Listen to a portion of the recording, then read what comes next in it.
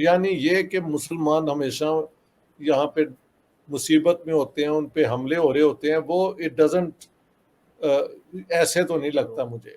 मेरी एक general advice है कि जहां भी कोई स्टेट किसी मजहब का सहारा लेके सियासत करती है तो वो उस मुल्क की डेमोक्रेसी को नुकसान पहुंचता है। पाकिस्तान में वो नुकसान बेहद पहुंचा है।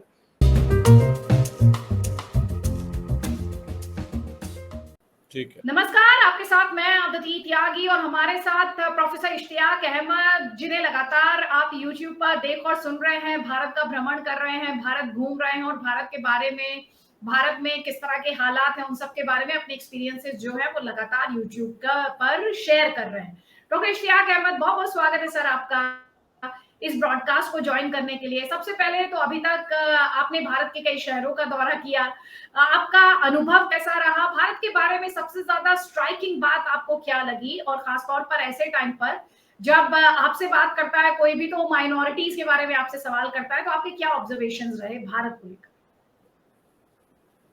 सबसे ज्यादा इम्प्रेसिव चीज मुझे यहाँ ये रही कि यहाँ पे लोग पढ़ते बहुत हैं।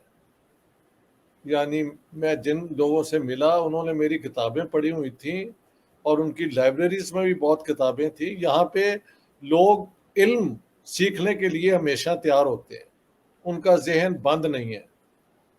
ठीक है, ये एक बहुत बड़ी मैं समझता हूँ एडवांटेज है इंडिया में कि people read a lot and they reflect a lot. तो ये मुझे लगा, ये नहीं कि गॉसिप्स के ऊपर बात की जाए, बल्कि पढ़ लिख के आके फिर वो बात करते हैं, फिर मज़ा भी बहुत आता है। दूसरा, मेरा कैसा यहाँ पे वेलकम हुआ है, there are no words to explain it. अच्छा। स्प्लेंडेड, फैंटास्टिक, मार्वलस, आउटस्टैंडिंग, सब all these words can be use for it. बहुत अच्छा रहा है मेरा ये इंडिया का विजिट। और फिर मैंने वो बातें तो पहले कर चुकी हुई हैं कि आपकी इंडस्ट्रियल बेस बड़ी मजबूत नज़र आती है। आपकी वो जो है ना इंफ्रास्ट्रक्चर बहुत ज़्यादा डेवलप कर गया है। आपके जो हाई टेक कैपिटल है, बेंगलोर में हो के आया हूँ, फिर हैदराबाद हो के आया हूँ जो आपका फार्मास्यूटिकल कैपिटल है। तो जो स्केल पे इंडिया आगे प्रोसीड कर रहा है, मुझे लगता है कि this will only go forward. बाकी it's for the Indian people to decide कि आगे क्या होना चाहिए। ठीक है। आपने अल्पसंख्यकों को लेकर क्या देखा और क्या महसूस किया? आपके बहुत इंटरेक्शंस रहे, मैंने आपके कुछ टॉक्स के बारे में भी देखा और सुना। आपका क्या अनुभव रहा है? जो नैरेटिव भारत के बारे में गढ़ा जाता है और आपने जो देखा, क्या उसमें कोई सिमिलैरिटी देखी? क्या आपने महसूस किया?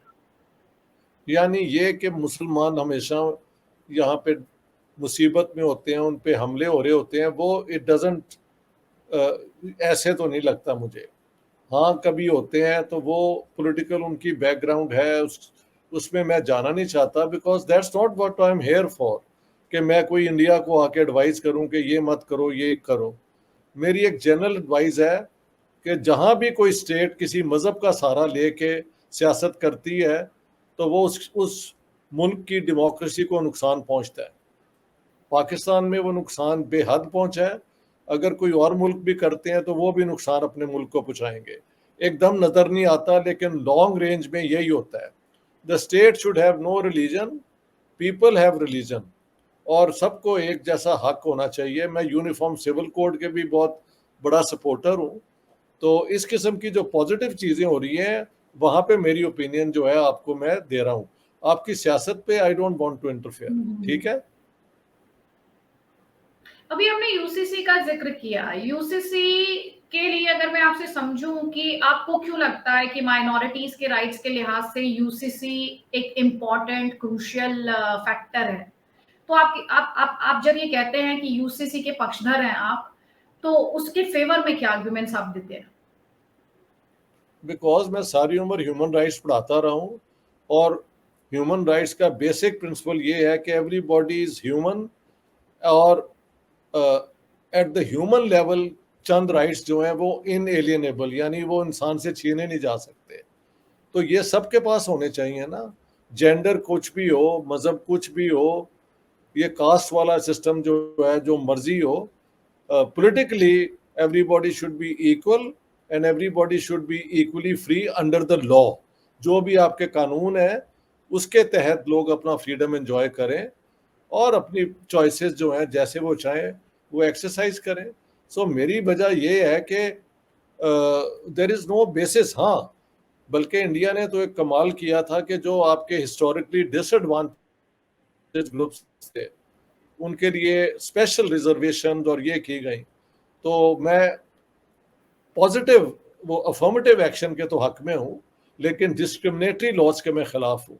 तो यूनिफॉर्म सिविल कोड जब बने तो उसमें कोई डिस्क्रिमिनेशन नहीं होनी चाहिए. मुझे ये भी पता है कि विद इन हिंदू समाज में कई लोग हैं जो इस यूनिफॉर्म सिविल कोड के मुखालिफ हैं और मुसलमान बहुत हैं जो इसके हक में भी हैं.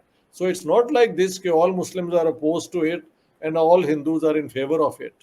बट आई थिंक अगर मुझे एज अ पॉलिटिकल थियरिस्ट कोई पूछे, ह्यूमन राइट्स टीचर पूछे, तो मैं समझता हूँ एक जैसे राइट्स होने चाहिए और वो एडवांस दौर के 21st सेंचुरी के राइट्स होने चाहिए सबके पास. लेकिन सर उसमें फिर ये प्रोफेसर साहब एक जो डिबेट छिड़ जाती है वो होती है पर्सनल लॉ की डिबेट छिड़ जाती है. मैं बहुत सारे डिबेट्स करती हूँ, उसमें जो गेस्ट आता है वो कहते हैं तो मेरे जो मुझे माइनॉरिटी के तौर पे जो मेरे राइट्स गारंटीड हैं ये तो उसमें दखलंदाजी हो रही है. मुझे पता है वो जब किए गए थे तो वो इन गुड फेथ किए गए थे और मौलाना अब्दुल कलाम आज़ाद को फर्स्ट एजुकेशन मिनिस्टर इसीलिए बनाया गया था कि वो मुसलमानों को इनकरेज करें मॉडर्न एजुकेशन में आने की. और ये हुआ ये कि वो जो पढ़े लिखे लोग थे वो पाकिस्तान भाग गए. यहाँ पे या उलमा थे या लैंडलॉर्ड रह गए थे और या फिर जो बेचारे गरीब बैकग्राउंड के लोग हैं तो उनके ऊपर जो एक है ना वो होल्ड कंजर्वेटिव सोसाइटी का बहुत ज़्यादा है. तो वो पर्सनल लॉ बात है, हिंदुओं की नहीं चेंज हुई. 1955 तक Hindu women had no right to inherit landed property. Simple. जो शादी के वक्त डाउरी मिलती थी that was all property was inherited by male issues. तो वहां पे उन्होंने लॉ चेंज कर दिया है. तो why should this not be changed when it comes to एक मिनट है ना यार, when it comes to क्या कहते हैं for the Muslims as well, for everyone. So personal law वाला issue it's over 21st century में. मैंने यार टर्की का एग्जांपल दिया है, मैंने पाकिस्तान का एग्जांपल दिया है. उन्होंने मुस्लिम पर्सन लॉ जो पुरानी है उसको चेंज करके प्रोग्रेसिव लॉज भी लाए हैं. So why can't India move forward, including the Muslims? I see no, and I don't want to argue कि personal law ये होती है वो होती है. I think the same personal law should apply to everyone. State और citizen का रिश्ता जो है वो direct होना चाहिए. Religion should not be in an intervening variable in that. उसमें उसका कोई रोल नहीं होना चाहिए. Religion is a private matter, and the state and citizens are a political relationship. Constitutional relationship. ये मैं बताना चाहता हूँ. जब हम ये कहते हैं कि यूसीसी तो एक और बात जो कही जाती है और मैंने आपको भी कहते हुए सुना मुस्लिम महिलाओं के अधिकारों की बात. लेकिन जो इसके क्रिटिक्स है वो कहते हैं कि मुस्लिम जी. महिलाओं के पास अधिकारों की कोई कमी नहीं है. तो फिर ठीक है, अगर उन्हें कमी नहीं है और मिल जाएंगे तो फिर क्या तकलीफ है ये बताओ. क्या यूनिफॉर्म सिविल कोड आने से उनके वो हकूक छीन लिए जा रहे हैं या उनको ज्यादा बढ़ा दिया जा रहा है, ये मुझे बताएं. मैं बेसिकली आपके माध्यम से यूसीसी हाँ. पर जो बहस छिड़ी थी उसे लेकर एक अलग पर्सपेक्टिव देने की कोशिश कर रही थी और क्योंकि दर्शक जो हैं वो अक्सर इस तरह के आर्गुमेंट सुनते हैं तो एक गेस्ट जब उन आर्गुमेंट्स पर मैं तो लॉजिक के साथ बात करता है तो वो उसे एक नई अंडरस्टैंडिंग और एक नया पर्सपेक्टिव मिलता है. इसलिए मैं ये सारे सवाल आपके सामने ला रही थी क्योंकि भारत में जो दर्शक है वो बहुत सारी इंफॉर्मेशन उसके पास तक पहुंच रही है. इसीलिए आर्गुमेंट दर आर्गुमेंट मैंने आपके सामने रखा जो मैंने डिबेट्स में भी देखा है वही मैंने उठाया. अभी आपने टर्की की बात की sir, sorry for my ignorance. आपने कहा कि टर्की ने जो पर्सनल लॉ था उसे चेंज कर दिया. अगर उस एग्जांपल को आप थोड़ा सा डिटेल में बताएंगे क्योंकि मुझे नहीं पता मेरी ऑडियंस को उस एग्जांपल के बारे में कितना पता है. तो शायद हो सकता है उन्हें इस विषय को, इस मुद्दे को समझने में और मदद मिले। देखिए, टर्की के अंदर सेकुलर स्टेट है, सिर्फ 2 जगह पे शरिया जो है वो अप्लाई होती है। एक नमाज के वक्त कि जो वहाँ की मसाजिद में नमाजें होती हैं वो सुन्नी हनफी तरीके से पढ़ाई जाती हैं, और एक जब वफात हो जाती है तो जो बेरियल है ना, फ्यूनरल प्रेयर्स, वो भी हनफी सुन्नी तरीके से होती हैं। बाकी जो इनहेरिटेंस है, डाइवोर्स है, it is all based on 21st century's modern laws. तो women and man have equal rights, और जो राइट टू डाइवोर्स है वो दोनों के पास इक्वल है, और किसी को इनहेरिटेंस में आधा और नहीं मिलता, इक्वल राइट्स मिलते हैं। तो टर्की में ये है, और वो लोग आज तक मुसलमान ही रहे हैं। इस लॉज को तो 80 साल हो गए हैं, बल्कि 85 साल हो गए हैं, जब अतातुर्क ने 1934 में शायद ये सारी लॉज चेंज कर दी थी। तो since then these laws are still the laws of Turkey. और क्या लोग मुसलमान नहीं रहे? बिल्कुल रहे। क्या लोग नमाज नहीं पढ़ने जाते? बिल्कुल पढ़ने जाते हैं। लेकिन modern Turkish women have the same rights as the Turkish men. That's the fantastic thing about it. अब ये एर्दोगान और कंजर्वेटिव तर्क को कर रहे हैं थोड़ा सा उसको छीनने की और बदलने की, लेकिन हो नहीं सकता वहां पे। Once you give the freedom and equal rights, historically it's not possible to take them back. Simple as that. Pakistan में भी उन्होंने राइट्स दे दिए हुए हैं ना। हाँ, कई राइट्स जो मौलवी शोर मचाते थे, लेकिन जनरल अयूब खान ने वो मुस्लिम फैमिली ऑर्डिनेंस 62 का बना के वो सब राइट्स दे दिए। सो ऑलरेडी, एंड बाकी मुल्कों में भी शरिया के मुताबिक चंद चीज़ें होती हैं जो प्रेयर्स के मुतालिक, स्पिरिचुअलिटी के मुतालिक हैं, जो laws governing relations with men and women and society, वो मॉडर्नाइज कई दुनिया में कर रहे हैं। मैंने तो आपको 2 एग्जांपल दिए हैं। जी, जी। अभी आपने थोड़ी देर पहले एक और बात कही कि स्टेट को, मज़हब को साइड में रखना चाहिए, और उसी आर्गुमेंट का इस्तेमाल आपने अभी सांसद में भी किया। थोड़ा-सा क्लैरिटी मिलेगी दर्शकों को जब दर्शक सुनते हैं इस्लामिक रिपब्लिक ऑफ पाकिस्तान या दूसरी कंट्रीज को भी जब डिस्क्राइब किया जाता है, तो उसमें इस्लामिक रिपब्लिक ऑफ ईरान, इस तरह से जो नाम लिए जाते हैं कंट्रीज के। जब आप ये कहते हैं कि कंट्री को, मजहब, एक स्टेट को मजहब को रास्ते में नहीं आने देना चाहिए, और जब हम इस तरह के नाम सुनते हैं, इनमें डिफरेंस क्या है सर?